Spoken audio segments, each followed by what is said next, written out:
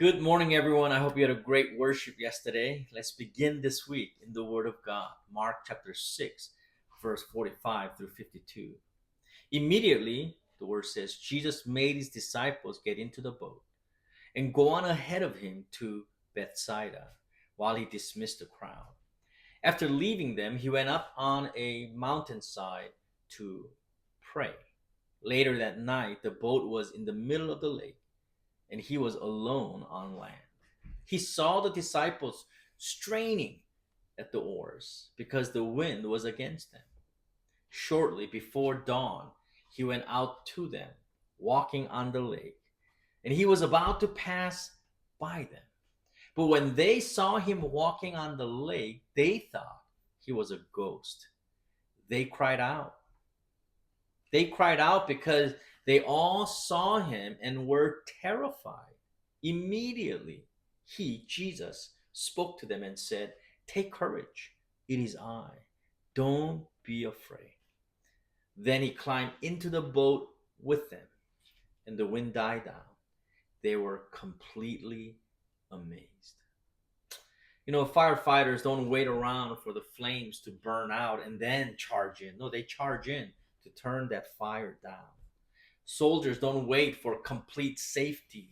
No, they move into the unknown. And Jesus, he doesn't wait for storms to calm.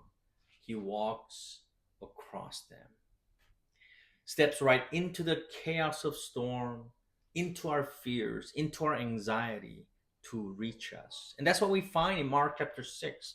The disciples are in trouble again. Another storm, same sea, same fear, and Jesus has sent them out ahead while he remained behind to pray. Now, here's some notes on why the Sea of Galilee gets these storms, and I think it'll be helpful for you. The Sea of Galilee sits in this odd bowl. The lake itself is about 700 feet below sea level, the lowest freshwater lake on earth. Around it, especially to the east, rise these steep hills and mountains with the Golan Heights climbing up to about 2,000 feet. So you've got cold air rushing down from these high elevations, colliding with the warm, moist air that sits over the lake surface. And when these two meet, things get pretty wild, quite fast, actually. The geography funnels wind into the basin almost like a tunnel. One moment the water is calm and is glassy, and fishermen are out there throwing their nets in the water. A few minutes later, the wind drops down the slopes and slams the lake, whipping up big waves, some 6 to 10 feet high, even though the lake itself is only about, I think, 13 miles long. That's why it makes sense how fearful the disciples are in Mark chapter 6. I mean, these are whipping storms. They weren't city folks spooked by ripples. They were seasoned fishermen who'd grown up on that water. So if they were straining at the oar and terrified, this storm was quite fierce.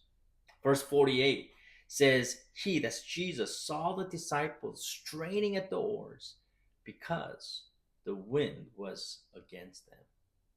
I hope you didn't miss the detail there. It's quite important. And I hope you picked up that important detail. And that important detail is this: he saw them. They couldn't see him. They probably thought he had forgotten about them, maybe even stayed behind for good. But his eyes were never off of them. They were never far from his sight. Not in the dark, not in the storm, not for a second. It's the same for you. When your head hits that pillow and you're tired to pray, when bills pile up and no solution is in sight, he sees you. That's important detail. And verse 49 says, when they saw him walking on the lake, they thought he was a ghost. They cried out. That's interesting, isn't it? They're thinking, this can't be Jesus. It must be someone else. It must be something else. They did not expect Jesus to come like that, walking on the very waves they feared. But you know what? Sometimes Jesus shows up in ways that surprises us as well.